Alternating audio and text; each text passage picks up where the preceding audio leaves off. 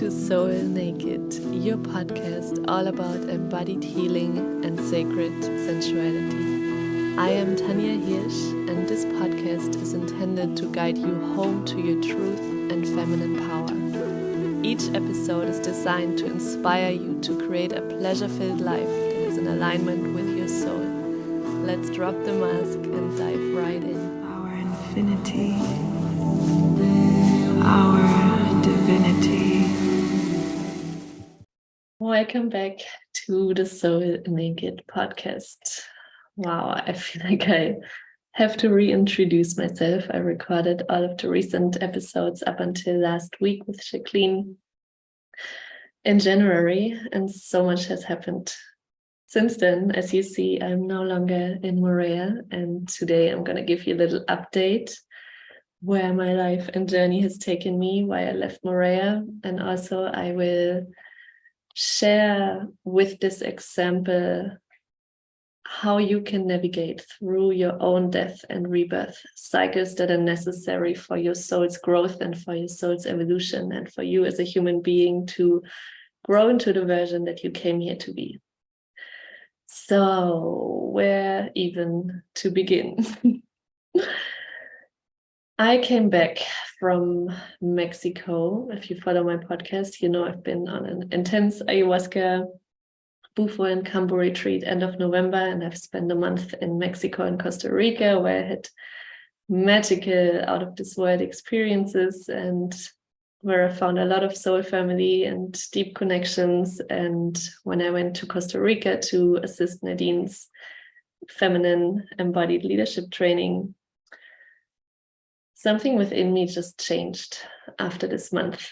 And when I came back to Morea, end of December, just before New Year's Eve, I could feel that something is different, that I am different, that I returned as a different woman to this place that has held me so lovingly in the last 1.5 years through the deepest transformation and healing of my life. And I always felt this warm embrace of Morea. The moment I stepped my first foot on this beautiful island that my soul chose to call home, I felt really, really held. And even though it's been the most challenging journey of my life, and there were many moments where I wanted to give up, I always felt this embrace of nature. The ocean, the mountains, everything transmuted my pain and my trauma. And I'm deeply grateful for this process. And when I came back, it felt different. It felt like the leaves, I felt so connected to nature, but I also felt like the island is whispering, you're not supposed to be here right now.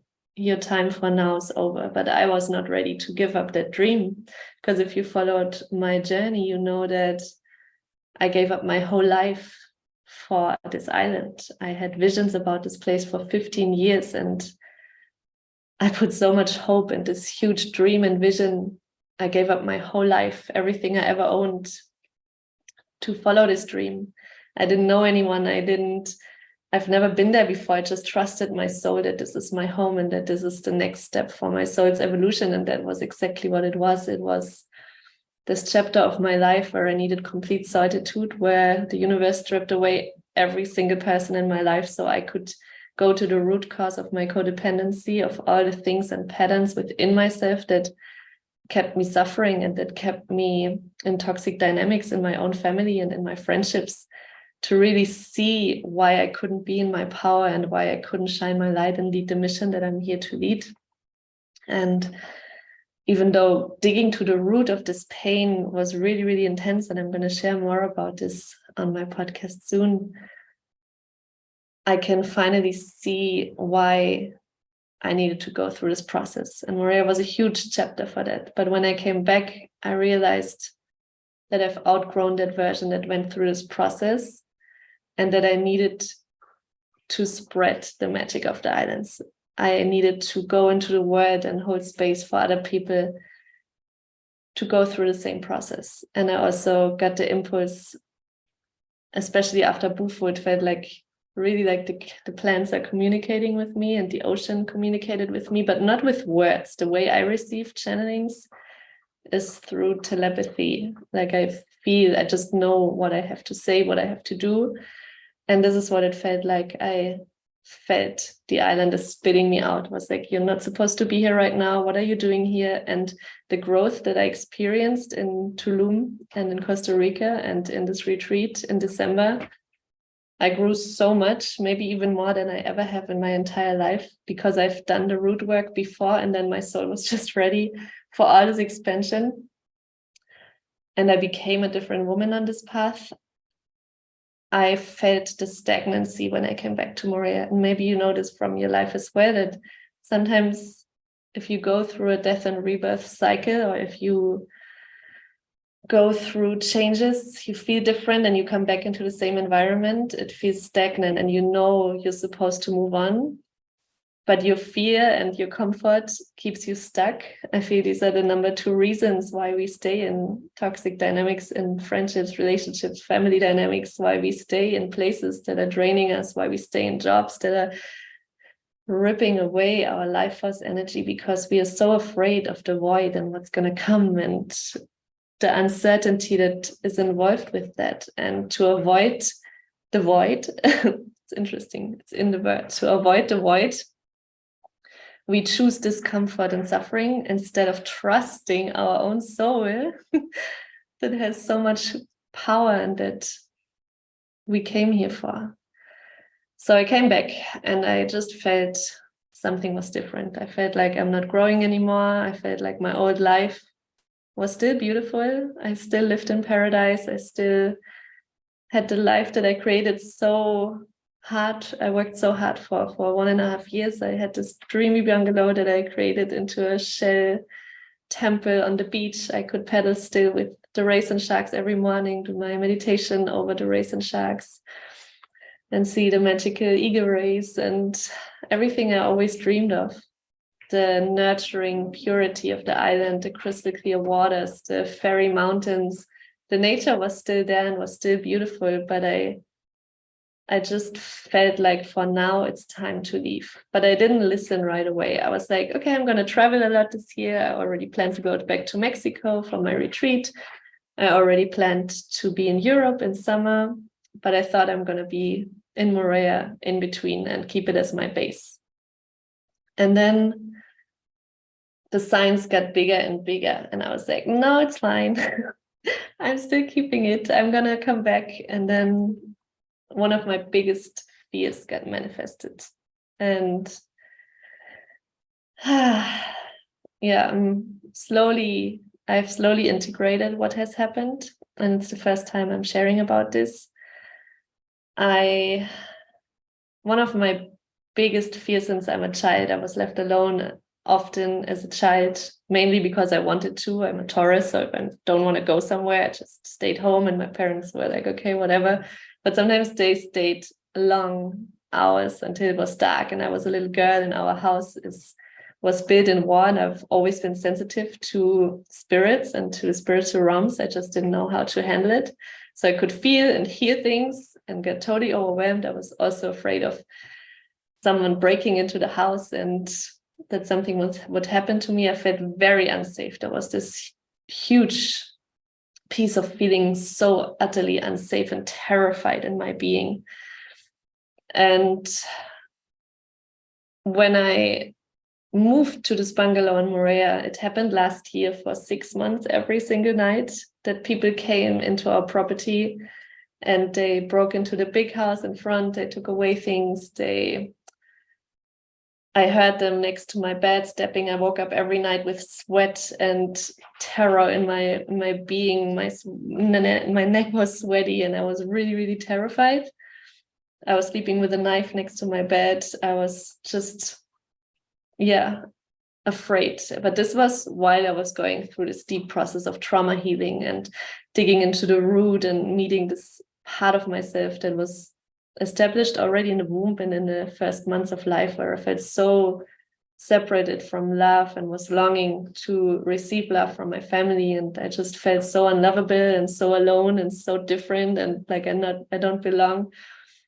And when I was healing through that, these external things happened, like the people coming into at night and trying to take away things. But it was more, I knew they just wanted to take things. So I kind of worked through that and I just faced that fear, but it was still not really healthy for my nervous system because I didn't have a really good night's sleep in this time. And I didn't want to give up this bungalow and my dreams. So the signs were already there. It's slowly time to move on, but I hold on too much. And this is very metaphorically also if we stay in relationships that are not good for us, when the signs are already hitting in our face, but we still choose to stay because not knowing what's going to come, the void feels too scary. So we would rather accept what's present in the moment, even if the presence is very unhealthy, very toxic, very draining, whatever it is. And I did the same in that situation. I already knew it's not really what I had imagined, even though I had everything on the outside that I always dreamed of. I had a cat, I had plants, I had this dreamy bungalow on the beach. I could swim with all my ocean friends in the morning. But what I was really missing was community and soul sisters. And I have 2 sisters, one in Tahiti, one in Moorea, 2 in Moorea. But I was longing for community. And I realized that when I was in Mexico, there was one soul sister after the other popping up, especially after I experienced this out of this world alien experience in my ayahuasca ceremony that I will share a little bit later on the podcast, maybe in a few weeks. Since I saw that connection and felt why I felt like an alien my whole life, it's because I am here to show a new way of living and relating. And since then, all these people and women and even men popped up in my field that also had this connection and that are all also here to create a new earth. And we all came here with a big mission. And I just realized how much I was missing that, someone that really gets me and someone who's on the same mission and has the same frequency where I don't have to explain myself and get questioned and projected on, but where I really can be all of me and we just float into this vortex of expansion and soul nourishment. And I was sitting at a new moon or full moon kirtan, a singing circle at a friend's place, and Layla, a sister of mine, has put crystals and flowers and cards and everything was so divinely beautiful. And we were singing and they made cacao and something to eat. And I just sobbed the whole time because I felt how I didn't even know how much I was missing community. And I also realized that the reason why I always felt alone and why I always isolated when I was suffering and why I didn't really connect on a deeper level was also deeply rooted with that wound that I was working through, the root cause of all of my suffering, of my codependency, my anxious attachment style, why I bended over backwards in relationship, why it never felt safe to show all of me. It all stemmed from these first months of life where I just felt so isolated and so lonely and so unlovable. And to not go into this pain, I established all these patterns and all these dynamics. And instead of facing that pain my whole life, I just created these patterns, and maybe they sound familiar to you too, because we all carry these wounds and this deep false pain of separation, because our essence is love, and in reality we are all connected and we come from the same source, but we forget through our conditioning, through the things that happen to us. And so I was sitting at this full moon circle, we were singing, I was crying, and this truth just dropped into my being. And I knew that I need this in my life and that I can live literally on the most beautiful place on earth. If you've seen my stories and my pictures, Moorea is, for me, it's heaven on earth. It's the most beautiful place in the whole entire world. But it was not enough. And I think that was the reason why Moorea spit me out like an old chewing gum. It spit me out and said, you're not supposed to be here right now. You have to let it go for now. You will come back. We will not tell you when and why and how, but you need to let it go in order to do the mission.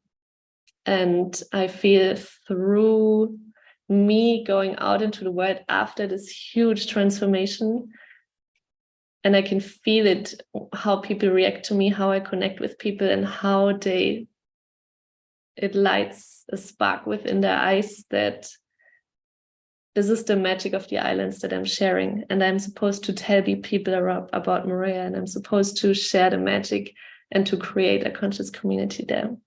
So that's a huge part of my mission, to share the magic of the island, not only through me sharing the light and the transmissions, but also through the jewelry that I'm creating. I just birthed my first jewelry line, Soul Creations, and it was a very emotional process for me.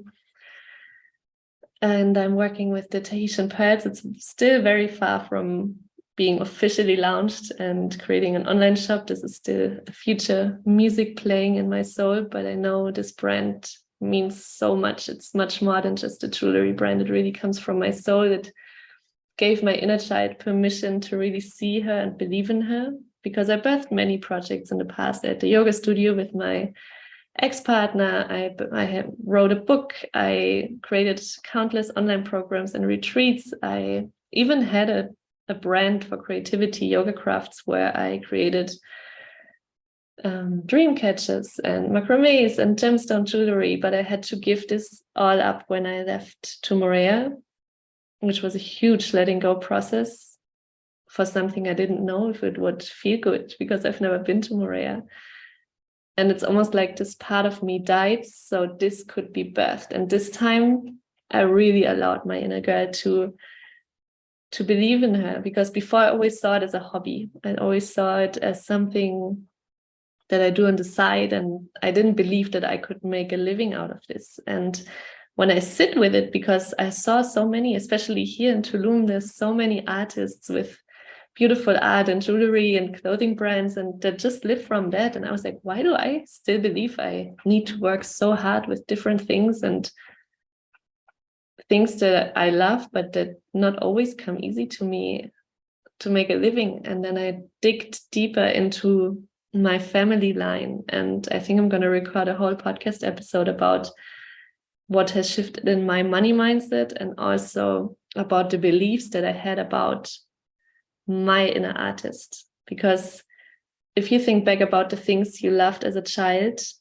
and the amount of energy you had as a child, this is the creative force that gets unleashed if you really allow your inner child to take over and to believe in her and to give her the space and the room to create whatever she desires. And for me, it's always been creating with my hands.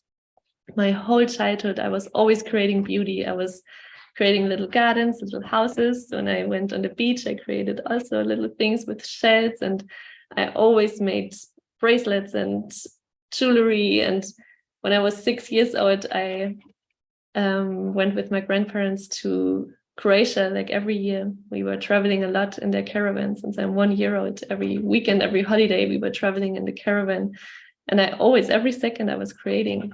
That's when I just switched off the world and just was in my little own world, creating beauty. And when I was 6 years old, I opened my first official business on the camping spot in Croatia, and I was selling my bracelets to people, and they would literally sell it out of my hands while I was still making it. 6 weeks, I was just creating and made a lot of money as a 6-year-old doing what I love. And I was so happy. I was so excited. And my Soul Creations is like a rebirth of this version of me that I didn't believe in. I mean, I was a crafts teacher because I was so talented and passionate about crafts, but I never believed I could make it as an artist. And when I gave her full permission, it's like these creations just birthed out of me, and I had infinite amount of energy to create new ones, and hours of creating, and it never stopped. And we all have this inner power, this life force that wants to flow through us. That's the things that don't drain us. I could teach 1 hour in school and I was drained for the rest of the day. I can create 12 hours a day and still feel energized. So I really have to pay attention. What are we doing from a place of we have to, we should to, where we put our little girl into a prison, and where can we allow her to step out, because she holds the key, the magic, the infinite amount of energy to create anything that you desire. And this brought a whole new level of aliveness and joy and happiness and playfulness into my world, even though it was very emotional for me, because also in the past, when I birthed my yoga studio, I put my whole soul in it. And then when I decided to leave this emotional abusive relationship, he just never paid me. And I felt like I'm thrown on the floor, and it showed me how little self-worth I had. And for a long time, I stayed in this victim consciousness of, oh my God, why did this happen to me? He's the bad man and he should pay me for everything I birthed and created. And I felt so almost like my soul was raped by this man. And I can see now why I was a match for that. And it led me to this digging deep of the root of my unworthiness, and why I didn't have enough self-love to leave way earlier when my soul already knew there was something off, why I stayed in this unhealthy pattern. So, little excursion. I birthed my soul creations in a group of sisterhood here in Tulum. And it was such a magical experience. I was very vulnerable. This birth really felt like another layer from my heart and soul was released by really releasing also the fear that it could be taken away again, or that someone could take advantage of, or that someone could copy me, or that someone, just takes from me. It was like, this is so dear to my heart and soul, and I still show it to the world, and I trust, and I fully go all in. And it was very, very emotional for me to be held by my sisters, because it was the first time that I really felt supported and seen. And not only I believed in my mission, but also these women believed in my mission. And the spark that I see in their eyes when they put on my necklaces and my chains and my body chains and hand chains and foot chains and earrings and all the beautiful things with the pearls from the Pacific, something happens within them. It's like this spark, this goddess switches on, and it makes me the happiest woman on earth. And I always thought the feeling from my retreats, when I see when women dive deep and meet themselves and release shame and guilt and fear and truly love the parts of themselves that they thought were unlovable, and it changes in their life. This feeling is really priceless to me, and it fills my heart and soul with so much purpose and meaning. But my jewelry is a whole new level of that fulfillment from within. It really, it's like my inner girl is so happy, and we can only be happy if we also include our inner child, because these timelines exist at the same time. So this has been a huge thing, and this was a little excursion. I know I wanted to dive into something completely different, but this is just how my brain works, and this is also how I accept myself. So I'll give you a little update on that, and also about this magical time here in Tulum. So, to go back to Morea. One night, after I already felt like it's time to leave, it's time to move on, and I wasn't ready. The universe was like, okay, you're not ready, but we will make you ready, because you're really not supposed to be here right now.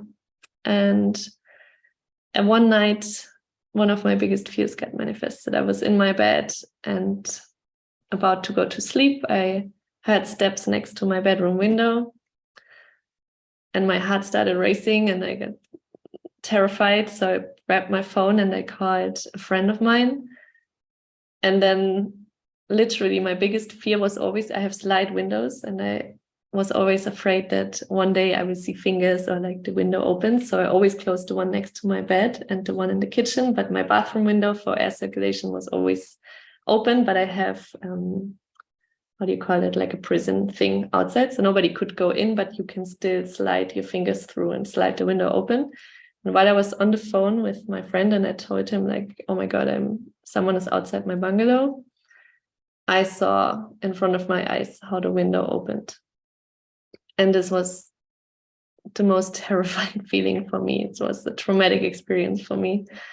And I ran to the window, and I looked down, and I saw a guy hiding underneath my window. And then I screamed at him, and after a while he ran away, and we caught him on camera. He had a black mask in front of his face, and I was just terrified. I was scared to death. I could not sleep that night. I called the police. The police came. They just looked with their flashlights, and they didn't really do anything. And they said, just go back to bed. So I went back to bed. Couldn't sleep, of course. I watched a few YouTube videos to calm my nervous system. And then he came back a few hours later with the flashlight in my bedroom window. And then I was like, okay, this is it. I cannot be here any longer. And then I didn't sleep alone for the last, I think I had 10 more days before I went to Hawaii with my best friend. So this was the lucky thing. My friend was visiting me from Germany we traveled together for a month or even more, 6 weeks. He visited me in Moorea first, and then we went to Hawaii together. And so he was very close, but he didn't stay with me. But from that date, we arranged that we slept in one place, either at his place or at my place. And then another friend from Tahiti came, my sister. And then it felt complete. Yeah, I think I had 10 days left, but in these 10 days, I went through a huge death portal. And this is the actual topic of this conversation, of this podcast interview, where I want to share my personal experiences with death and rebirth cycles and how you can navigate through them. So in order to grow into the version you came here to be, and this process never stops. It's not that, I know after a rebirth cycle, you feel like you're on top of the world, you know it all now, you feel so empowered, you feel so radiant, so beautiful, and you think this is it now for the rest of my life. And then it continues. It's just a cycle, and it's part of nature and part of our soul's evolution if we choose this path of growth. If we don't choose to stay in the same version that we are in right now, we are made to grow. And growing always involves growing pain. And for me, this dream that I created so passionately, that vision that I had since I'm a little girl to live on this island, and I really had visions for 15 years.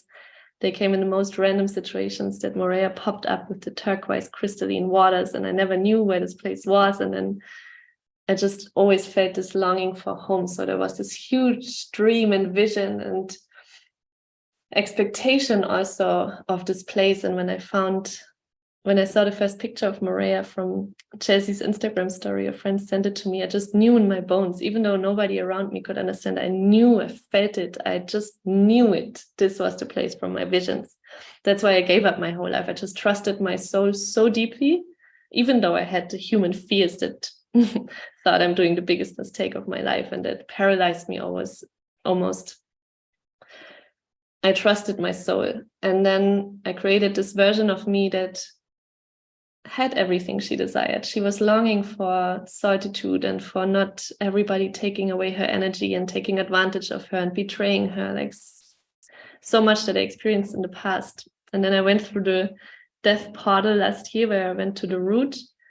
And then suddenly this version of me didn't feel aligned because it was based on trauma.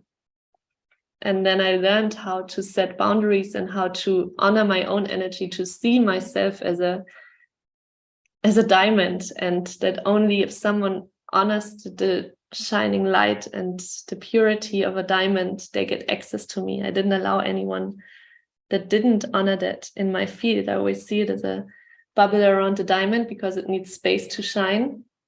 And if someone comes with their garbage bin and throws it in front of my feet, I'm like, nope, I'm not available for that anymore. If someone projects their shit on me and blames me for their irresponsibility to take responsibility for their emotions, I call that out now. And I didn't do that in the past. And I was entangled in so many family dynamics and codependencies. And I gave so many people and things and places and money power over me that my light couldn't shine. And now that I'm really, really making it a priority to be in my light and in my power, I also realized what I need to grow and what my soul is longing for. And a huge part of that is deep connections, intimacy, to be seen, to grow together, to support each other. And even though I had that online in my business and by joining different groups, I was longing for that in real life. And the version of me that went through all the suffering on her own was because she felt safe when she was alone. I never had trauma releases in breathwork like everyone around me, even in in ayahuasca. I always had it when I was alone, especially when I was facing this loneliness and the parts that felt unlovable. I always navigated through that alone, because this is how my human self felt safe, because my emotions were never valued as a child. So I had to do this in a child, but this was the old version. And when I healed that, I suddenly felt the desire to be held and to be seen and to have really to show all of me, to speak from my heart, and to just create this way of living that wasn't possible in Morea, because there were just not so many aligned souls with me. And I know I'm going to be back. I don't know when, but to be able to let that version go that was so attached to the dream and to the expectation and to the version of me that worked so hard to have this life, she needed to die in order for the woman I'm stepping into now to be born. And I'm also just in the beginning of this. I know there's so much more waiting and so much more I'm here to create. I have a huge vision for my life. And my soul already knows.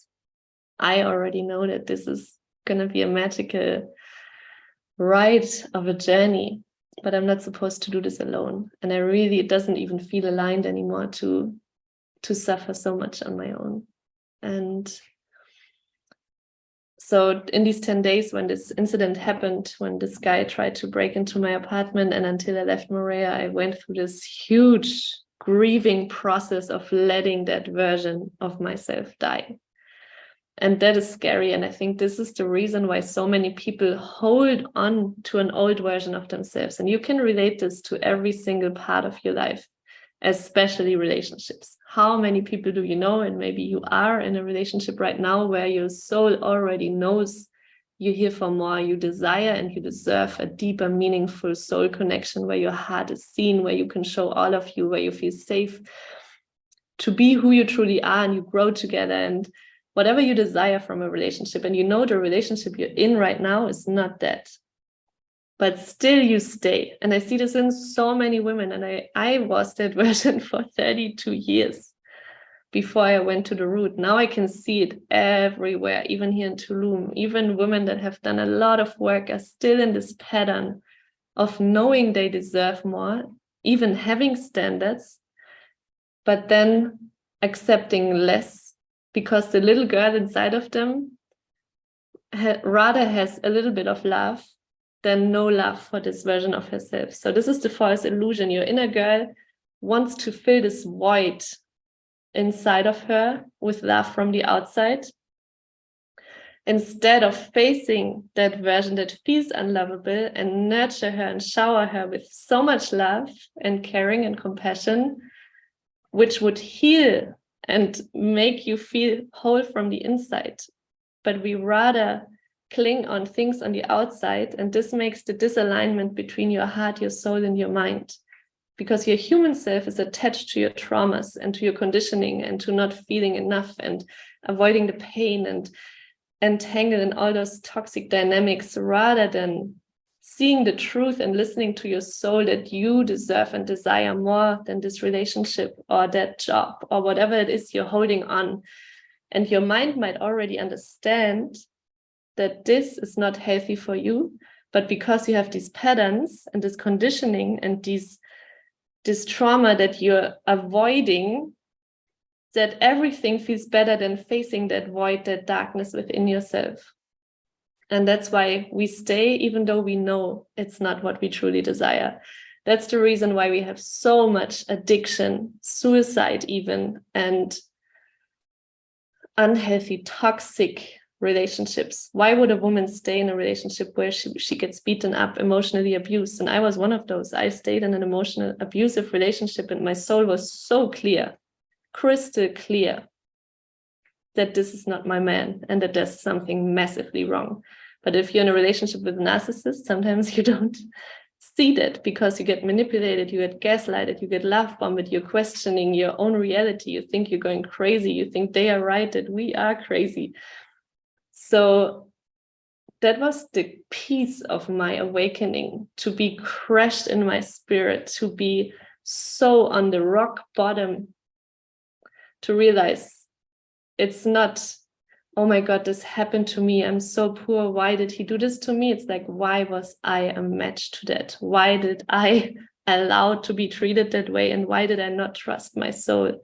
And the reason is trauma. The reason is that we avoid this pain so much that we accept poor behavior, that we accept all the things that are not in alignment anymore, but they feel better than going into this deep, deep, deep pain of separation and darkness.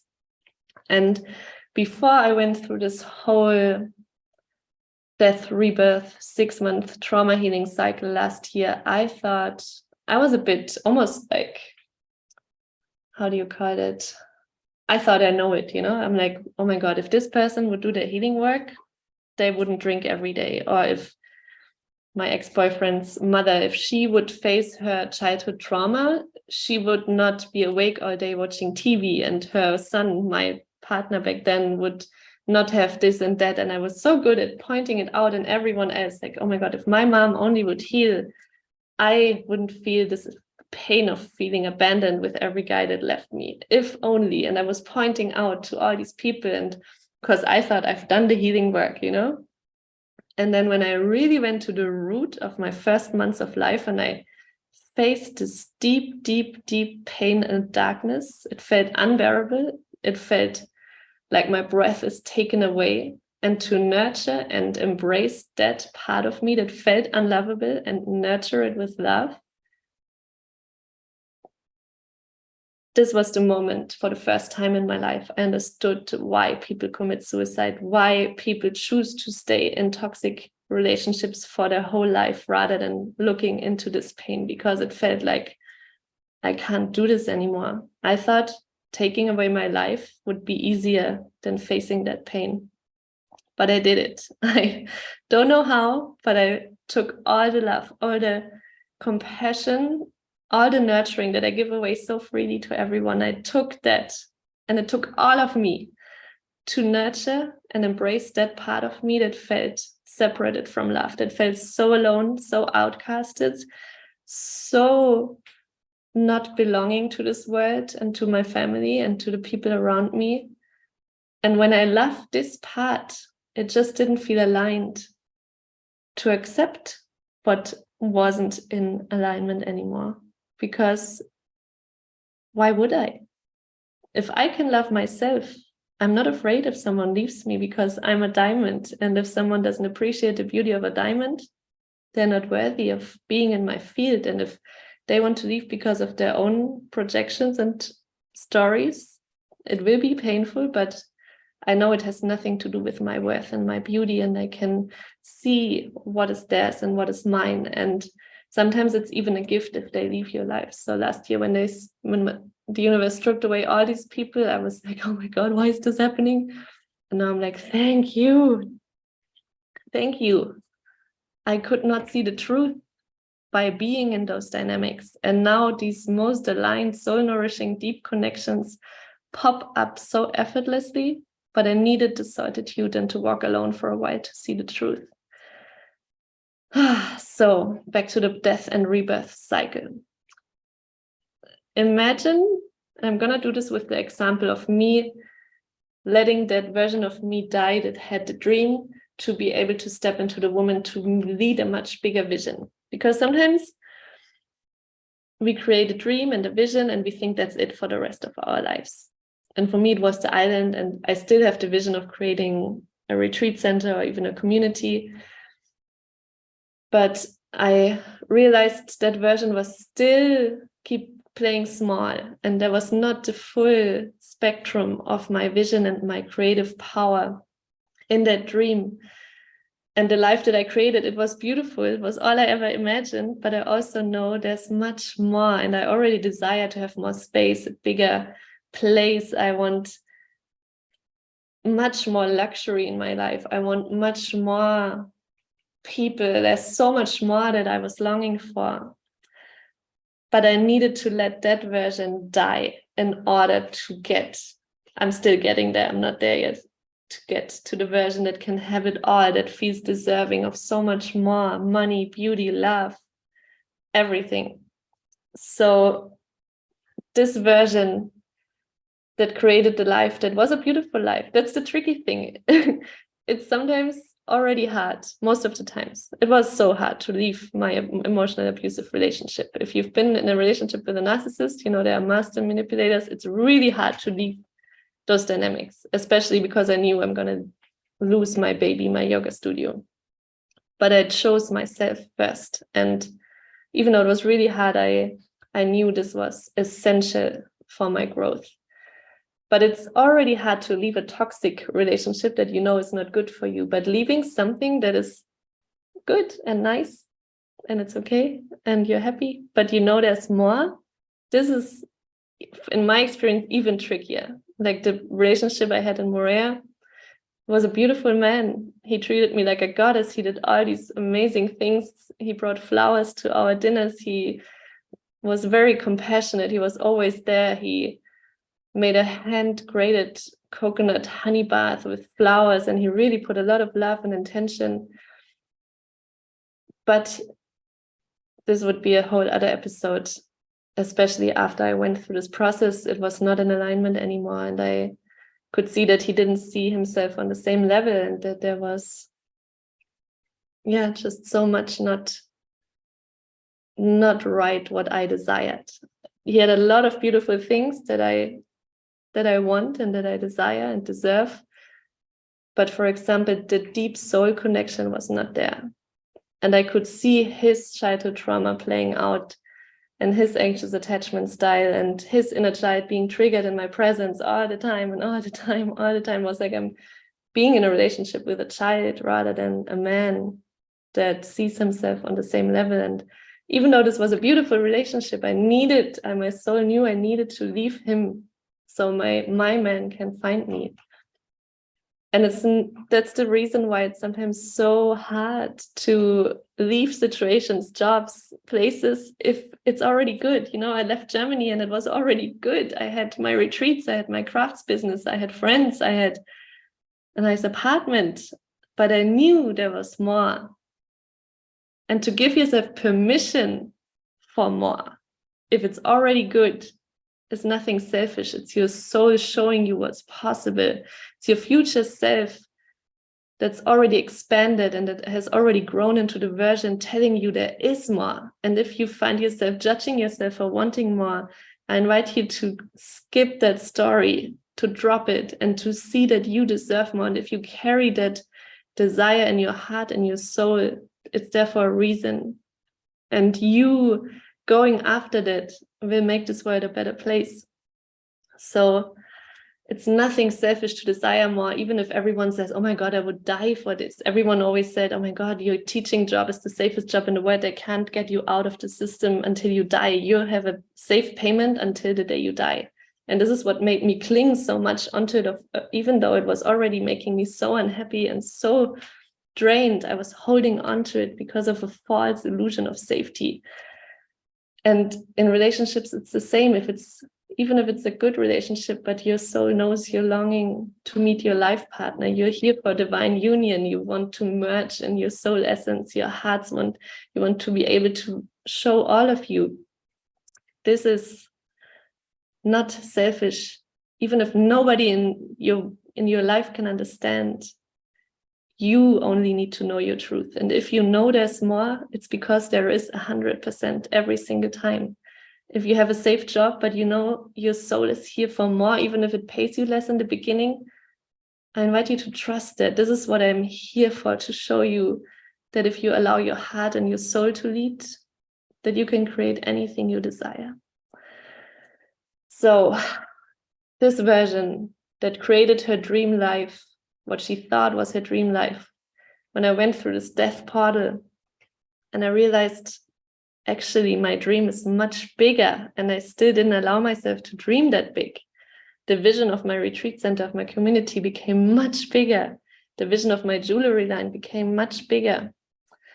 And in order to step into this version that has a higher frequency, you need to let this version die. And this can feel like a literal death. And your body can respond with physical experience. And I'm going to record a solo episode about the physical effects of trauma healing and death cycles. Your body can literally purge. You can throw up, you can shake, you can cry. Your body is calibrating to a higher frequency. But in order to get there, you have to give this version up. And this is the reason, the number one reason why people stay in this version that is suffering, that is not fulfilled. Because in order to get here, you not only need to let this version die, you need to be in the void between here and here. And the void is the most scary thing on earth for the ego. It feels like death. If you don't know if you're going to be here one day, if you're just floating in the nothingness of not knowing, not having, not seeing, but only holding the vision and trusting that this version is waiting for you, even though you don't even see it, you just know and trust. This takes a lot of courage, a lot of strength, a lot of soul growth. And even if you have been going through a lot of death and rebirth cycle, this death always feels real. I've been through so many and it still feels like, oh my God, I don't know what's going to happen. And it feels like you want to grab onto something. And that's why in the void, sometimes we go back to this version. Oh my God, the void is too much. I rather have this because I know what I'm going to expect than trusting that I'm going to be here because I can't see it yet. But this is the art of dancing with the unknown in the void, finding peace and comfort in the not knowing, in the not having, but holding the vision and trusting that this version is more beautiful and more magical than you could have ever experienced. And the butterfly metamorphosis shows us this so beautifully. So first, the butterfly is an egg, and then the caterpillar, the little animal that can walk. It's a different version than the metamorphosis cycle where it turns into a butterfly. And after the caterpillar phase, it turns into the chrysalis. And this is where the caterpillar loses its complete identity. And this is how it feels if you're in the void. If you would cut open the chrysalis, it would be liquid. Its DNA changes, its identity changes, before it can turn into a butterfly. And this literally feels like a death because you don't know who you are anymore and you don't know what's going to come out on the other side. So you need your spiritual practice. You need the connection to something that is bigger than yourself. You need to tap into your own inner divinity to trust that your butterfly, the version that you're stepping into, is worth experiencing and holding yourself in this death experience of your old identity, and to trust and believe in yourself that even if it feels anything but that version, that it's going to be there. You don't need to know when, you don't need to know how, you just know that this is part of the process. And this has helped me anytime I went through one just this year when I came back from Hawaii to Mexico. I was like, fuck, this was a lot. Like, we went to Hawaii and a lot of crazy things happened. It felt like a thunderstorm, a whirlwind energy. We lost pedal boards on the roof of our car. They just fell off on the highway because my friend didn't tie them on the roof. So when we looked back, we saw the pedal board flying off and the car crashing over. And like all of these crazy whirlwind things happened because even Hawaii, all of the Pacific Islands were like, you need to get out of the islands. You're not supposed to be here. And Tulum was calling me back so strong. So when I came back in Tulum, it felt like the first breath in a really long time. And I spent almost a week in hermit mode, just calibrating to the energy. And I still didn't know what's going to come because I was just planning to go to Mexico for a month and then go back to Morea. And suddenly I knew I cannot come back until September when I'm guiding my retreat. So I had all these months of nothingness. I still have no clue what's going to happen until September. It's a blank canvas. And then I realized, because I'm always very soul guided, and I trust my intuition. I've devoted my life to this path, and still it feels very challenging for my ego to not know a single thing of what's happening. And it's reflected on the outside a lot. So many people ask me every single day, so what's your plan? Where are you going after Tulum? And I say, I have no idea. But I'm happy now to trust. Because if you have a blank canvas and you already paint patterns on it because you need to know, you don't create space for magic. And for me, the most magical moments are created by allowing space for magic and not already needing the colors to paint every single part of this picture, because then it's a boring picture. If you want a magical picture, you need to create space. And for a few weeks, I was really not good at trusting that blank canvas. My ego was like, I need to know what's going to be in these months, where I'm going to be, who I'm going to be with, like, how can I afford this? Like, all these questions ran through my mind until I let that version die that needed to know. And for that, I needed to let that version die that had that vision of Morea, of that happy ending, finding home version of myself that was longing to find a home. But I realized Morea will always be my soul chosen home, and I know I'm going to be back. I don't know when and how, but I know I'm going to raise my children there. I'm going to be there with the love of my life. But I needed to let that version go, that thought home is something externally. Because what I found through this journey of this soul expansion is that the home that I was looking for on the outside was actually within myself. Through trusting my soul so deeply, while I was thinking about finding home on the outside, I found the real home within my own being. I found my truth. I found my own essence. And this is priceless. This is much more valid than a physical home, because now I can feel home everywhere I go. I can feel home here in Tulum. I can feel home when shit hits the fan, and when the energy goes on, I can still be shaky and be rocked in the boat, but I can come home much more easily. And I've realized that now that I've spent so much time one-on-one with people, with my friend in Hawaii, and also here in Mexico. One of my best friends was visiting me for 2 weeks, and we spent almost 24/7. We slept in one bed, and was very intense also. It was beautiful, but we also went through a few portals together, and to see again and again what is true for me, what feels true for me, what is my desire, my need, and how can I communicate that in a loving way. So the essence of the death and rebirth cycle, and how my desire is for you to navigate through this. It doesn't matter if it's a relationship you're letting go of, or a job, or we always, if we don't go through this death portal, we just repeat the pattern. We always stay in the caterpillar phase, which is safe.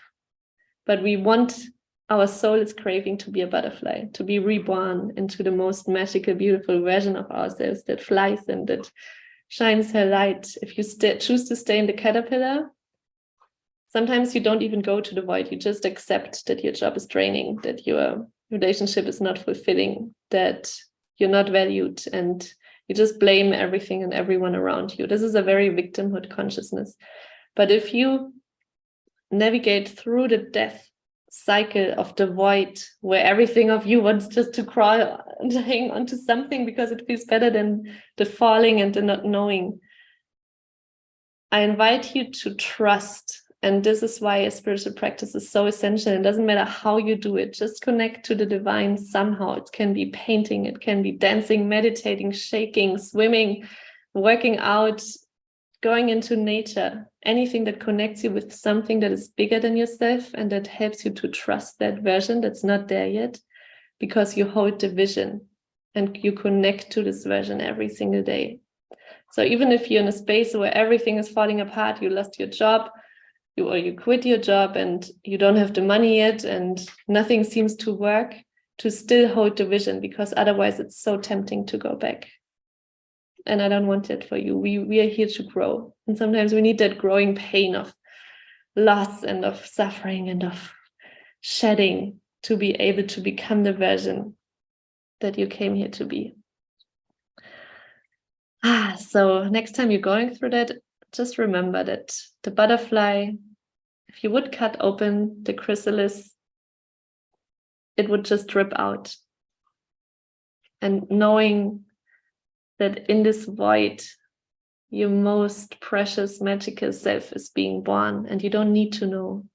We're so conditioned. Our ego wants to know so badly, and I know this so well, and I still go into this trap of maybe I should just stay. Don't wait until the universe is throwing rocks at you. Listen to the whispers of your soul before they turn into screams, because your soul already knows all the answers you're looking for. You don't need a mentor, you don't need a guru if you really connect to your soul.